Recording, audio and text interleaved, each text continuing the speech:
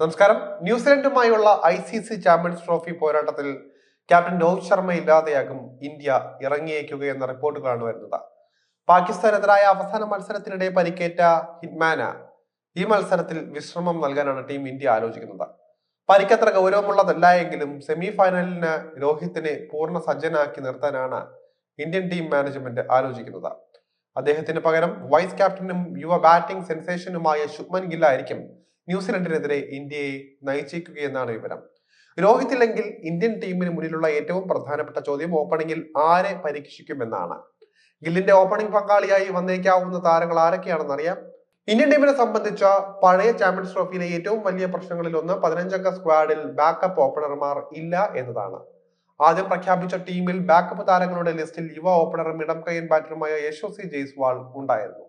എന്നാൽ പിന്നീട് ടീമിൽ മാറ്റം വരുത്തിയ ഇന്ത്യ ജയ്സ്വാളിനെ ഒഴിവാക്കി പകരം മിസ്റ്ററി സ്പിന്നറായ വരുൺ ചക്രവർത്തിയെ കൊണ്ടുവരികയായിരുന്നു.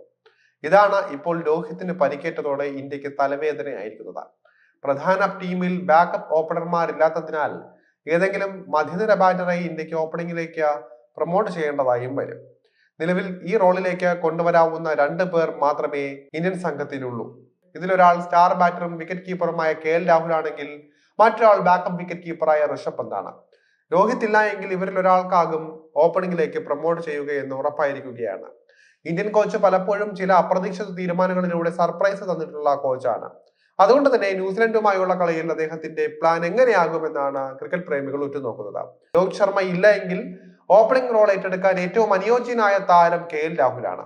കാരണം ഇന്ത്യക്ക് വേണ്ടി 3 ഫോർമാറ്റുകളിലും നേരത്തെ നിരവധി മത്സരങ്ങളിൽ ഓപ്പണിംഗിൽ ഇറങ്ങിയ അനുഭവ സമ്പത്ത് അദ്ദേഹത്തിനുണ്ട്.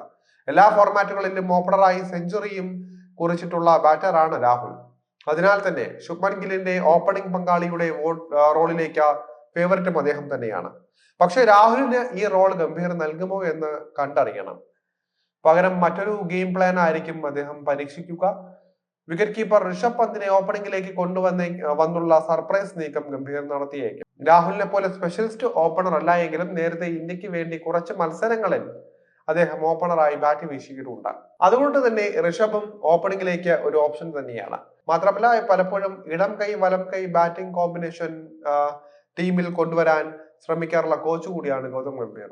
നിലവിലെ ലൈനപ്പിൽ രാഹുലിനെ 5-ൽ നിന്നും താഴേക്ക് ഇറക്കി അക്ഷർ പട്ടേലിനെ ടോപ്പ് 5-ലേക്ക് പ്രൊമോട്ട് ചെയ്തതും ഈ ഒരു കാരണത്താലാണ്. അതുകൊണ്ട് തന്നെ ഓപ്പണിംഗിലും ഇടം കൈ വലം കൈ കോമ്പിനേഷന് വേണ്ടി ഋഷഭ് പന്തിന് ഗംഭീർ ഈ റോള് നൽകിയാലും അത്ഭുതപ്പെടാനില്ല. എന്തായിരിക്കും അദ്ദേഹത്തിന്റെ നീക്കം എന്നത് കാത്തിരുന്ന് തന്നെ കാണാം.